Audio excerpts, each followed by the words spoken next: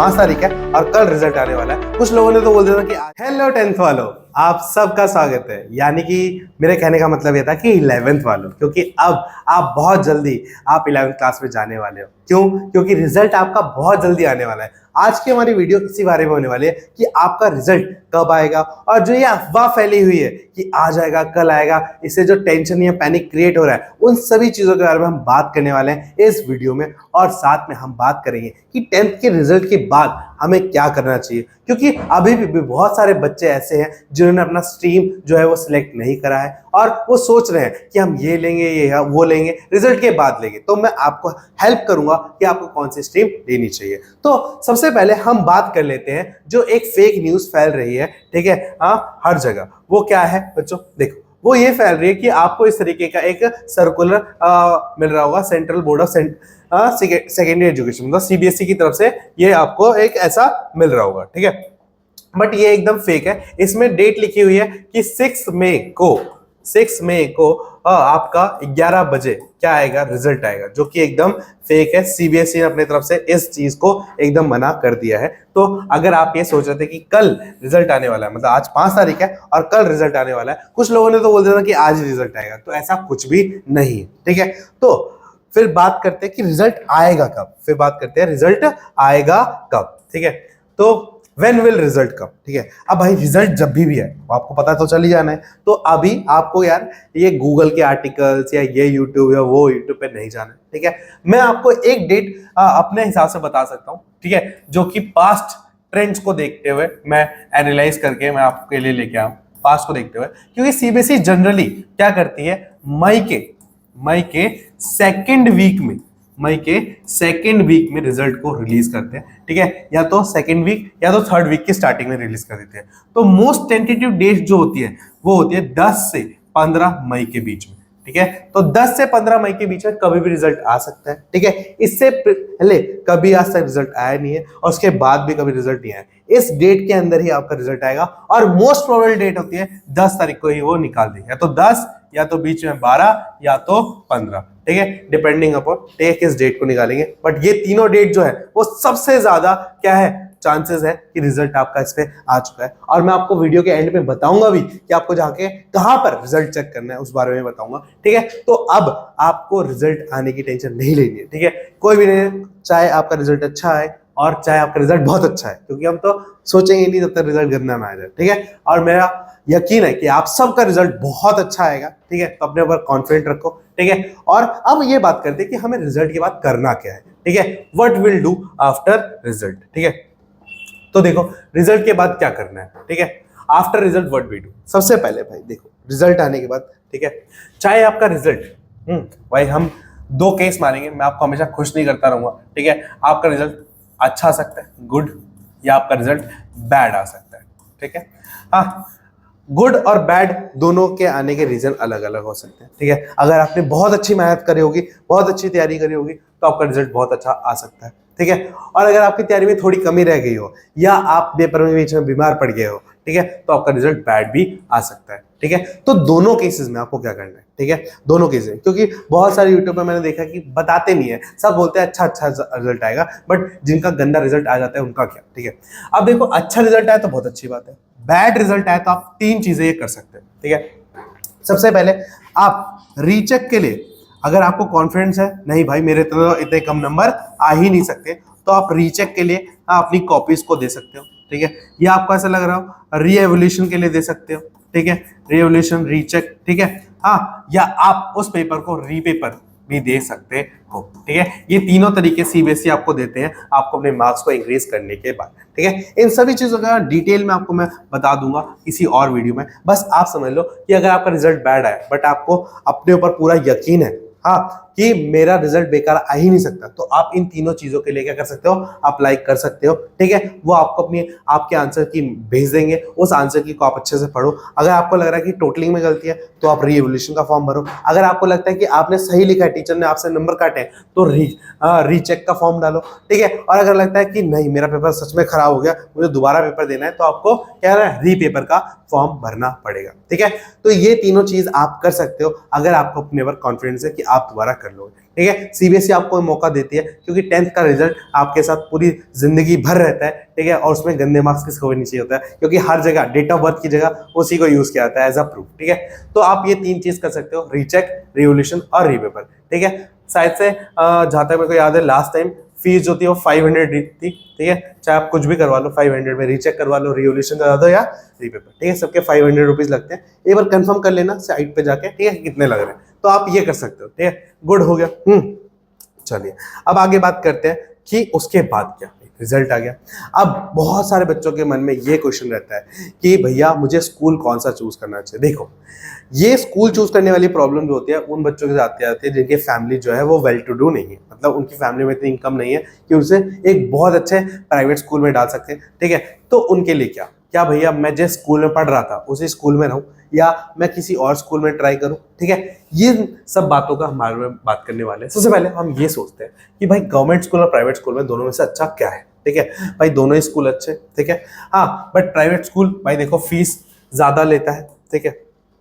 Fees क्या लेता है, ज्यादा लेता है, ठीक है। गवर्नमेंट स्कूल में कोई भी फीस नहीं लगती, मतलब नॉमिनल फीस, मतलब नो फीस के बराबर ही है, ठीक है, कोई फीस वहां पे नहीं लगती, ठीक है। तो आप जब भी अपना स्कूल चुनो 11th या 12th का, तो मैं ये कहूंगा कि उस स्कूल का पास्ट का रिजल्ट, ठीक है, स्कूल का जो पास्ट रिजल्ट आया है, ठीक है, हाँ उसको एक बार जरूर से चेक करके जाना, ठीक है, क्योंकि पास्ट रिजल्ट आपको बता देता है कि स्कूल में कैसी पढ़ाई होती है। अगर किसी स्कूल में पास्ट रिजल्ट 90% आया है, 95% आया है, मतलब आपके स्कूल में इतने परसेंट मार्क्स आ सकते हैं। या किसी स्कूल में अगर 70 से 80% के बीच में आए हैं तो आपके रिजल्ट इसके बीच में आ सकता है। तो भैया ऐसे थोड़ा ना होता है, स्कूल की वजह से इतना फर्क तो नहीं पड़ता, बट स्कूल के एनवायरनमेंट की वजह से बहुत फर्क पड़ता है, ठीक है। तो एक बार पास रिजल्ट चेक कर लेना कि आपके स्कूल से कितना आया है, ठीक है। ये एक बहुत अच्छा फैक्टर होता है आपको स्कूल डिसाइड करने में, ठीक है। क्योंकि भाई देखो पढ़ाई में आप कितने ही अच्छे क्यों ना हो, ठीक है, अगर आपके स्कूल का एनवायरनमेंट वैसा नहीं रहेगा कि पढ़ने वाला है, वहां पे सारे बच्चे सीरियस हो, तो आपका रिजल्ट गंदा हो सकता है आप उनके साथ मिलके, ठीक है। तो इसीलिए एक बार जो भी स्कूल आप चूज कर रहे हो उनका पास्ट रिजल्ट पता कर लेना। अगर कोई भी सरकारी स्कूल पता कर रहे हो तो पता चल ही जाएगा, ठीक है, ऑनलाइन। अगर कोई प्राइवेट स्कूल कर रहे हो तो आप वहां पे उनसे टीचर से पूछ सकते हो कि आपके स्कूल का पिछले साल का रिजल्ट क्या या इस साल का रिजल्ट क्या रहा है, ठीक है। तो ये आपको फेयर अमाउंट ऑफ आइडिया दे देगा। हाँ, बाकी तो पढ़ना तो है ही आपको, ठीक है, बट स्कूल का भी बहुत बड़ा एक रोल होता है क्योंकि आपको 6 घंटे वही बिताने हैं, ठीक है। तो स्कूल सोच समझ के चूज करना गवर्नमेंट स्कूल। और मैं तो कहता हूँ कि 11th-12th में आपको मोस्टली गवर्नमेंट स्कूल ही रेफर करने चाहिए क्योंकि इसमें फीस कम लगती है। जितनी फीस आप यहाँ दोगे एक प्राइवेट स्कूल में, उससे आप किसी भी एक अच्छे कोचिंग से क्लासेस दे सकते हो, चाहे वो आकाश हो, ठीक है, PW हो या ऑनलाइन क्लास हो, कहीं से भी आप उस पैसे में एक अच्छी क्लास दे सकते हो, ठीक है।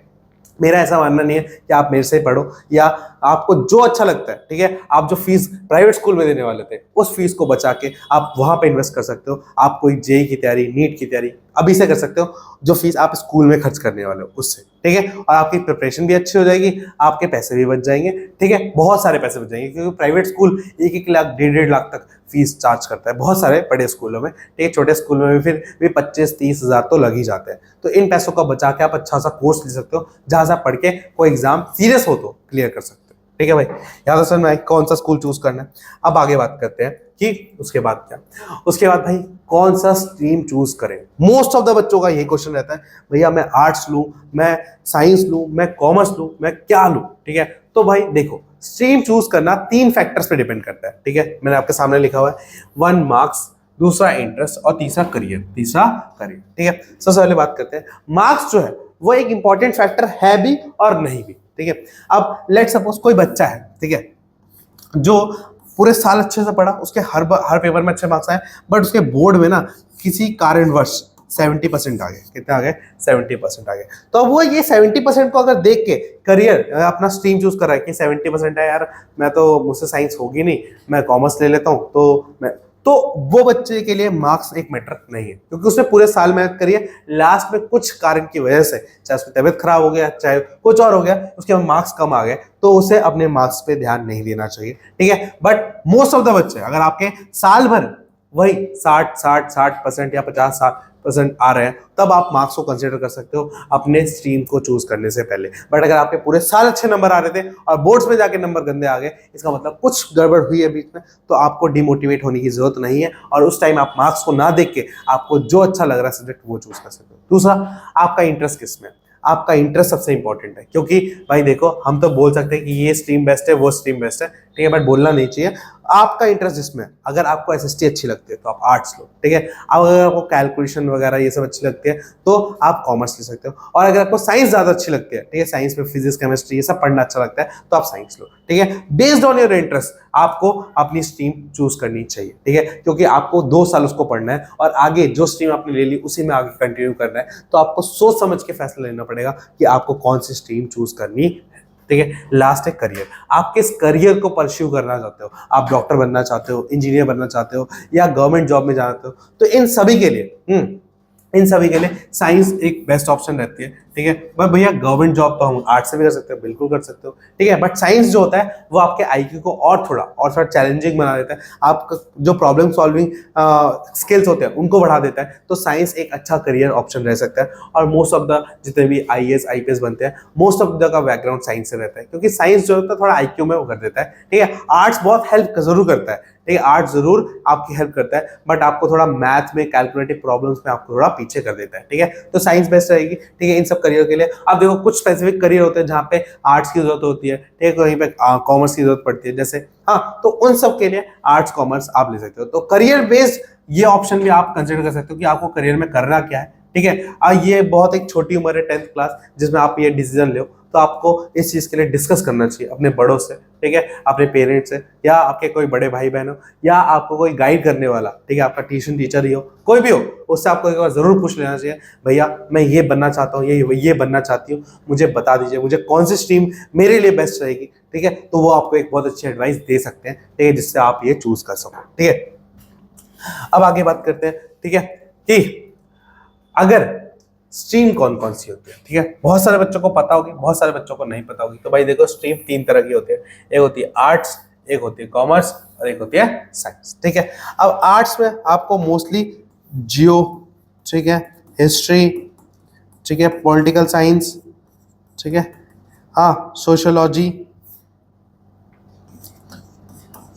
ठीक है, ये सारे सब्जेक्ट पढ़ते हैं, ठीक है, ये सारे सब्जेक्ट पढ़ने पड़ते हैं। पसंद में आगे तो ये सारे सब्जेक्ट हैं। इनके अलावा इंग्लिश हिंदी तो सब में ही कॉमन रहती है, इंग्लिश और हिंदी तो सब में ही कॉमन रहती है, ठीक है। कॉमर्स में आपको अकाउंटेंसी, ठीक है, आपको बिजनेस, ठीक है, आपको इको, ठीक है, आपको इंग्लिश, हिंदी, मैथ्स,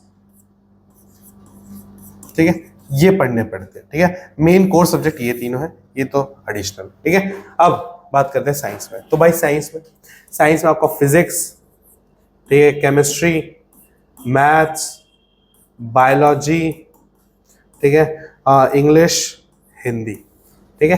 तो ये सारे सब्जेक्ट आपको पढ़ने पड़ेंगे इन सभी स्ट्रीम्स के अंदर। तो आप अब देख सकते हो आपके कितने इंटरेस्ट मैच कर रहे हैं। हाँ, कुछ बच्चों का ऐसा होता है कि ज्योग्राफी बहुत पसंद है, ठीक है, बट उसी टाइम पे उनको फिजिक्स केमिस्ट्री भी बड़ी पसंद है। तो आप देख सकते हो कि किस स्ट्रीम के ज्यादा सब्जेक्ट में आपका इंटरेस्ट है, ठीक है, आप ऐसे भी चूज कर सकते हो, ठीक है। अब आगे बात करते हैं आगे आर्ट स्ट्रीम की बात करते हैं, ठीक है। तो भाई आर्ट स्ट्रीम, ठीक है, उन बच्चों के लिए बहुत फायदेमंद होती है जो आगे चल के गवर्नमेंट जॉब की, ठीक है, जैसे कि आईएएस, ठीक है, आईपीएस, ठीक है, या कोई भी स्टेट पब्लिक सर्विस, ठीक है, पीसीएस, इनमें जाना चाहते हैं, उनके लिए बहुत अच्छी रहती है। हाँ, क्योंकि यहाँ पे आपका सॉलिड बेस बन जाता है ज्योग्राफी, ठीक है, हाँ, हिस्ट्री, उसके बाद पोल साइंस, ठीक है, पोल साइंस पीछे लिखना भूल गया था, सोशियोलॉजी, ठीक है। इन सभी में आपका क्या होता है, एक स्ट्रॉन्ग बेस बन जाता है जो कि आपको आगे बहुत हेल्प करता है, आगे बहुत ज्यादा हेल्प करता है, ठीक है, आपको इन सभी एग्जाम को क्लियर करने के लिए। उसके अलावा भी बहुत सारे ऑप्शन है, सिर्फ गवर्नमेंट जॉब ही नहीं है, इसके अलावा भी बहुत सारे ऑप्शन है। जैसे आप क्या बन सकते हो, न्यूज एंकर बन सकते हो, ठीक है, न्यूज एंकर, यहाँ पे भी इन सभी सब्जेक्ट की नॉलेज चाहिए होती है, ठीक है। आप और भी बहुत सारे फील्ड में जा सकते हो, ठीक है, कंटेंट क्रिएटर, बहुत कुछ है भाई।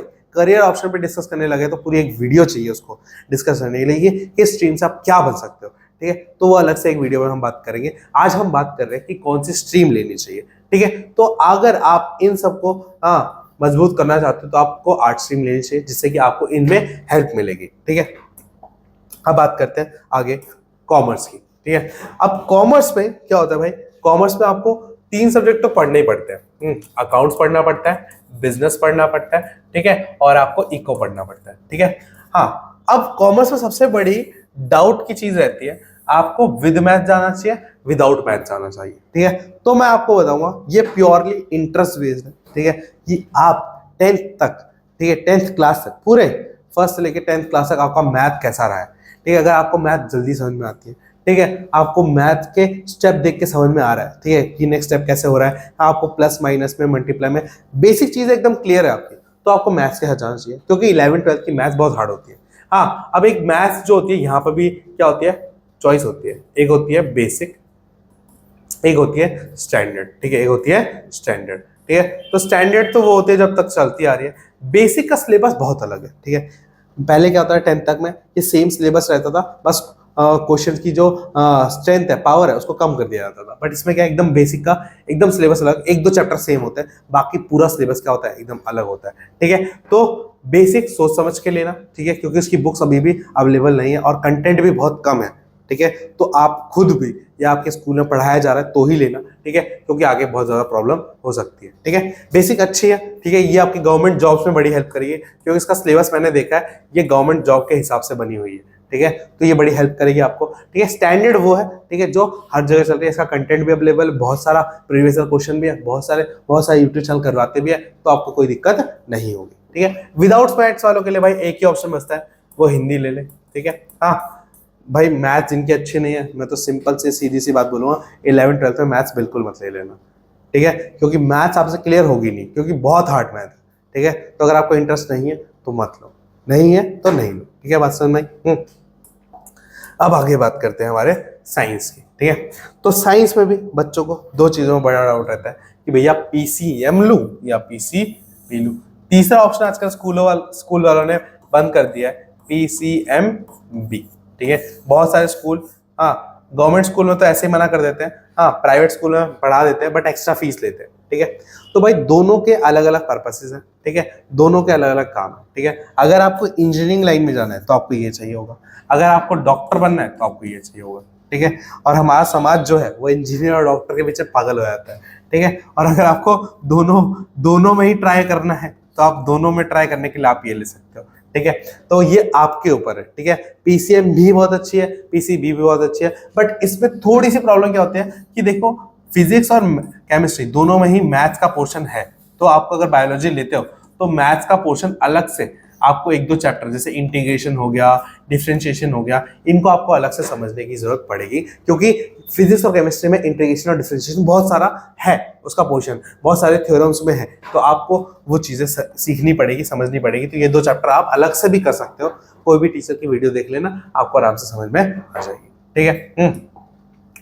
अब आगे बात करते हैं कि हाउ टू चेक रिजल्ट कैसे चेक करना है, ठीक है, क्योंकि रिजल्ट तो भाई आने वाला है, 5-6 दिन ही बचा है, चेक कैसे करना है, ठीक है। तो उसके लिए भाई सिंपल, आपको आपके ब्राउजर पे चले जाना है, ठीक है, क्या चले जाना है, ब्राउजर पे चले जाना है, और वहाँ पे सर्च करना है सीबीएसई, ठीक है। क्या सर्च करना है, सीबीएसई। तो सीबीएसई की वेबसाइट पे आ जाओगे, कुछ इस तरीके से वेबसाइट है, यहाँ पे आएगा रिजल्ट, ठीक है, सीधा सीधा लिखा हुआ है रिजल्ट। इस रिजल्ट वाले वेबसाइट पे आओगे, ठीक है, तो यहीं पे ऊपर ही नोटिफिकेशन दे देगा, ठीक है, कि कौन सा है ना, तो यहाँ पे आप जाके रिजल्ट चेक कर सकते हो। जैसे यहाँ पे रीएवोल्यूशन ये सब दे रखा है, तो यहीं पे ऑप्शन आ जाएगा क्लास 10th रिजल्ट, ठीक है, वो आपको जल्दी से इस पे देखने को मिल जाएगा। बस समझ में आ गई। तो ये यहाँ से आपको क्या मिल सकता है, आपका रिजल्ट देखने को मिल सकता है। अगर आपका यहाँ पे प्रीवियस ईयर का रिजल्ट भी देख सकते हो, ठीक है, तो यहाँ से आप देख सकते हो, बाकी आपका रिजल्ट यहीं पे आपको मिल जाएगा, ठीक है। तो ये बात होगी रिजल्ट कहाँ से देखना है इसकी, ठीक है, रिजल्ट कहाँ से देखना है इसकी बात होगी, ठीक है। अब आगे बात करते हैं कि